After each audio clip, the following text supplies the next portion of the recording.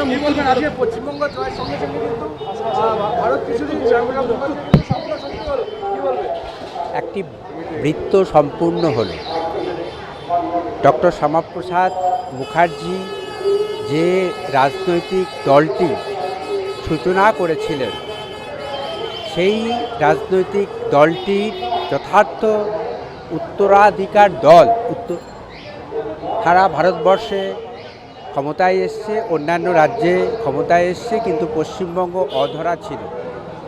2026 সালের বিধানসভা নির্বাচনে পশ্চিমবঙ্গে বিজেপি ক্ষমতাতে এসছে। অতএব ডক্টর শ্যামাপ্রসাদ মুখার্জির স্বপ্ন সার্থক হয়েছে।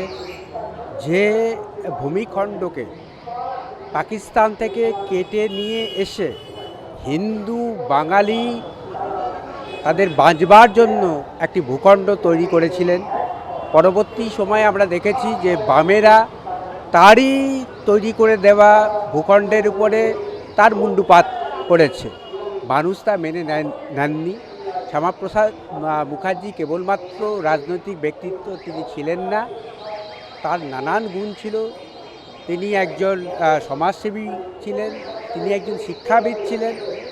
শিক্ষাবিদ থাকা সত্ত্বেও, কলকাতা বিশ্ববিদ্যালয়ের কনিষ্ঠতম উপাচার্য থাকা সত্ত্বেও কলকাতা বিশ্ববিদ্যালয়ে তার জন্মদিনে, তার প্রয়াণ দিবসে একটি মালাও জুটত না।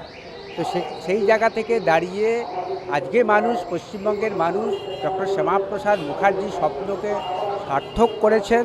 জনতা জনার্দনের জয় হয়েছে এবং ডক্টর শ্যামাপ্রসাদ মুখার্জি, তাঁর ইতিহাস, তাঁর ইতিবৃত্ত এবং তার অবদান মানুষ জানতে পারছে।